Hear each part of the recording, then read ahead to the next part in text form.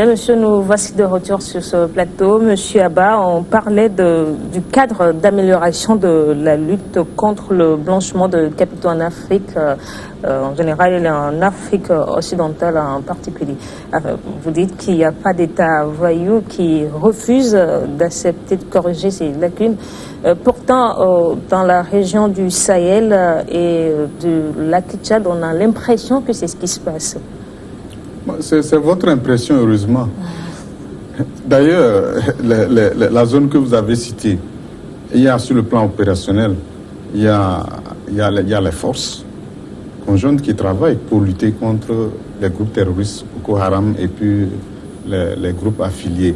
Mais pour ce qui concerne le blanchiment des capitaux, je vous l'ai dit tantôt, c'est volontairement que la conférence des chefs d'État et de gouvernement a décidé, compte tenu de la communauté économique des États de l'Afrique de l'Ouest. Oui, exactement. Compte tenu des conséquences néfastes que représente le blanchiment des capitaux, le financement terroriste, qu'ils ont volontairement décidé de créer le groupe intergouvernemental d'action contre le blanchiment d'argent en Afrique de l'Ouest pour y faire face.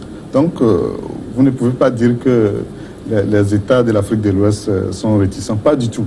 Et au contraire, comme je vous l'ai indiqué tantôt, dans le premier cycle d'évaluation mutuelle, tous les États membres se sont volontairement mis dans cet exercice d'évaluation mutuelle. Et nous sommes actuellement dans le processus du second cycle d'évaluation mutuelle. Et déjà, il y a 4 États qui se sont soumis à cet exercice. Il y a le Ghana qui a vu son rapport d'évaluation mutuelle adopté l'année passée.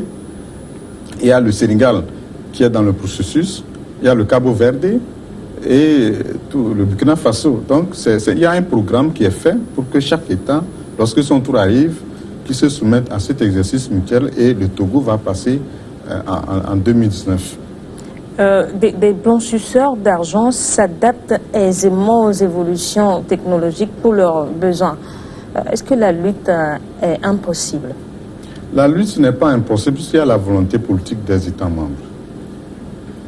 Toutes les autorités se concentrent parce que lorsqu'il y a blanchiment de capitaux, c'est que ces produits illicites qui sont blanchis sont facilement utilisés pour commettre les actes terroristes. Donc ils financent le terrorisme. Et dans ces conditions, je pense que tous les États en sont conscients et prennent des mesures adéquates pour faire face à ces fléaux. Et donc nous ne pouvons pas du tout dire que la lutte est vaine. Elle est compliquée parce que les délinquants sont très assidus, ils ont de l'imagination fertile, alors que les États prennent du temps à élaborer les textes. Heureusement, pour la zone UMOA, l'ensemble des États membres a pu intégrer dans leur corpus juridique la loi uniforme sur la lutte contre le blanchiment de capitaux et le financement du terrorisme. Le Togo l'a fait en avril passé, et après c'est le Bénin puis la Guinée-Bissau qui ont bouclé cette internalisation de la loi uniforme contre le blanchiment sur le blanchiment de capitaux et le financement du terrorisme. Qu'est-ce que cette loi prévoit? Non, cette loi prévoit les mesures préventives contre le blanchiment de capitaux et le financement du terrorisme, prévoit les mécanismes de poursuite et les peines.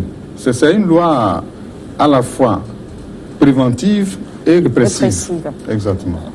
L'argent sale, mais aussi l'argent propre peut servir à financer le terrorisme. Oui, mais pour ce qui concerne le financement du terrorisme, ce n'est pas seulement l'argent sale qui sert à alimenter les activités terroristes.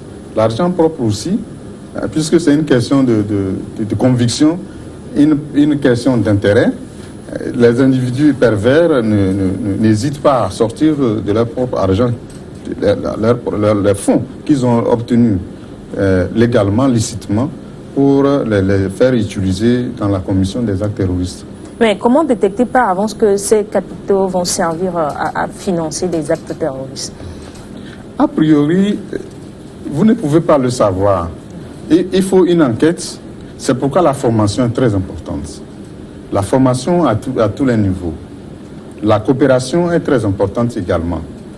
Lorsque les parties prenantes à cette lutte, par exemple les CENTIF, les banques, sont assez sensibilisées sur les techniques qu'utilisent les délinquants à travers leur banque, elles vont mettre des mesures. Et heureusement, ces activités-là, ces délinquants-là, utilisent de moins en moins les systèmes financiers parce que les mesures sont draconiennes, sont prises pour essayer de juguler ce blanchiment de capitaux à travers les circuits normaux et surtout le financement du terrorisme.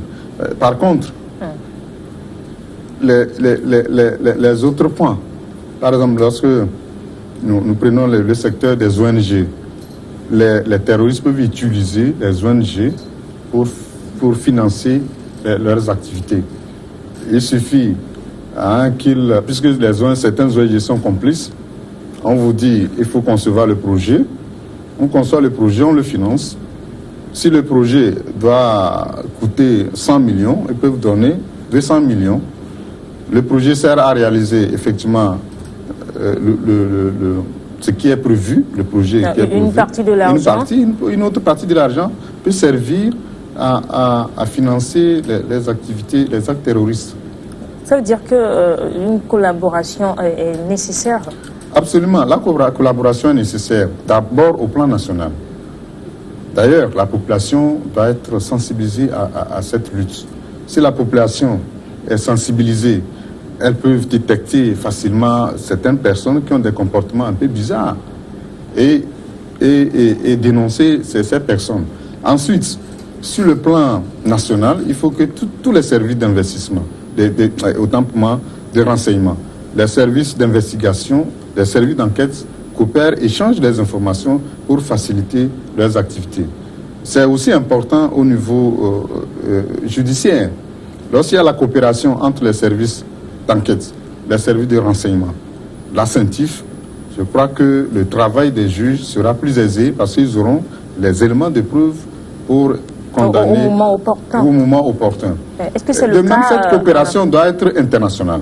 Vous savez, les délinquants sont en réseau et travaillent en réseau, hors des frontières, et donc il faudra aussi que la coopération internationale suive, aussi bien en matière de renseignement, en matière d'information, en matière de partage d'informations, en matière de coopération judiciaire, en matière de tout ce qui est nécessaire pour aboutir à une enquête fructueuse, aboutir à une condamnation. Est-ce que c'est le cas aujourd'hui? Absolument, les États l'ont compris. D'ailleurs, le sommet, c'est juste pour insister sur le partage d'informations, sur le partage des renseignements. Est-ce que ce partage, il n'y aura pas de risque en matière de ce partage d'informations? Non, mais ceux qui manipulent ces renseignements, ils sont tenus par le secret professionnel. Donc, il n'y a pas forcément de risque, sauf les complices qui peuvent vendre les mèches, que voilà, nous sommes en train de mettre en place tel système, tel mécanisme pour faire face aux activités que vous êtes en train de planifier. Sinon, dans l'ensemble, je crois que tous les États sont sensibilisés. Les acteurs qui sont impliqués dans cette lutte sont assez conscients, c'est des personnes responsables et qui font leur travail, qui coopèrent sans arrière-pensée, qui coopèrent juste pour avoir l'efficacité sur le terrain. Les États, les organisations non gouvernementales, les banques, vous les appelez tous à une collaboration. Absolument. Quelle est la place de la société civile dans cette lutte contre le blanchiment d'argent et le financement du terrorisme? Je venais de l'indiquer. Lorsque les organisations de la société civile sont sensibilisées, d'ailleurs, l'une des raisons pour lesquelles les sociétés civiles sont actives, c'est la bonne gouvernance. La société civile se bat pour que les États assurent un mieux-être à leur population, fassent une bonne gestion de la chose publique et cherchent vraiment, véritablement la bonne gouvernance. Et cela veut dire quoi? Cela veut dire que toute activité qui tend à saper la transparence dans les activités, elle est là pour dénoncer. Donc, les organisations de la société civile sont très actives pour combattre aussi, pour lutter contre la corruption. vous n'êtes pas sans savoir que la corruption fait partie d'une des infractions, ce que nous appelons infraction sous-jacente, c'est-à-dire une infraction d'origine qui permet à celui ou corrompu d'avoir de l'argent. Vous voyez, les organisations de la société civile sont très actives et se battent comme cela se doit pour que les gouvernants assurent une bonne gestion de la chose publique. Est-ce que c'est aussi le rôle du GIABA d'arrêter de juger les fraudeurs? Non, le GIABA, c'est une institution qui imprime la politique, qui imprime les mesures à mettre en œuvre par les États membres. Le GIABA n'a pas les OPJ, les officiers de police judiciaire. Le GIABA n'a pas de juge. Mais chaque État fait son travail et fait le rapport au GIABA. Une autre question, quelle peut être selon vous la meilleure riposte à la lutte contre le blanchiment de capitaux en Afrique de l'Ouest? La meilleure riposte, c'est d'abord la mise en place des dispositifs juridiques et institutionnels. Et les États l'ont fait. Et ensuite, il faut que ceux qui sont chargés de faire des investigations, de faire des enquêtes, de réprimer, soient compétents pour assurer cette lutte. Donc il y a la formation. La formation est très importante et heureusement, avec l'appui de l'Union européenne, le GIABA est actuellement en train d'exécuter un projet de formation des cellules de renseignement financier ainsi que tous les autres acteurs qui sont chargés de faire les enquêtes, les investigations et d'engager des poursuites et des répressions contre ces blanchisseurs. De chaque pays membre? De chaque pays membre, exactement. Tous les États membres du GIABA bénéficient de cette formation. La lutte contre le blanchiment de capitaux nécessite beaucoup de moyens. Le GIABA, est-ce que vous n'êtes pas parfois en manque de moyens financiers pour faire votre travail? Dans tous les cas, puisque c'est une institution spécialisée de la CEDEAO alloue les fonds pour permettre au GIABA de mener ses activités. Et le GIABA ne croise pas les bras aussi pour attendre seulement les prélèvements communautaires.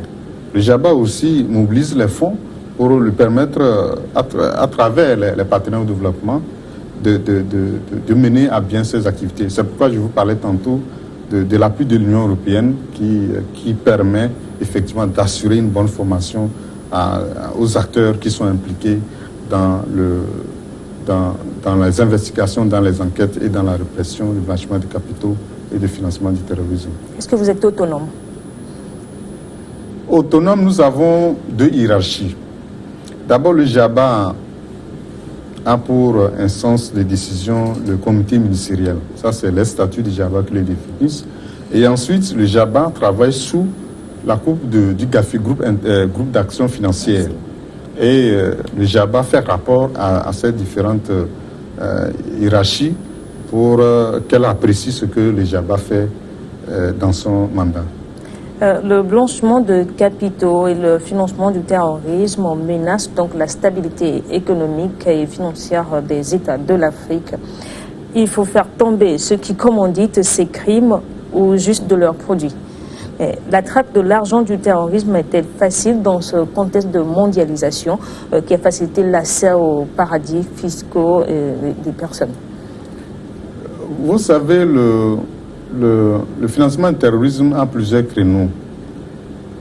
C'est vrai, bon, pour ce qui concerne les paradis fiscaux, ce ne sont pas forcément ceux qui utilisent les paradis fiscaux qui financent le terrorisme.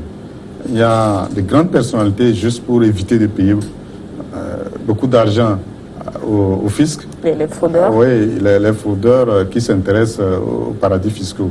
Donc, ce ne sont pas des personnes qui sont intéressées forcément par les activités terroristes.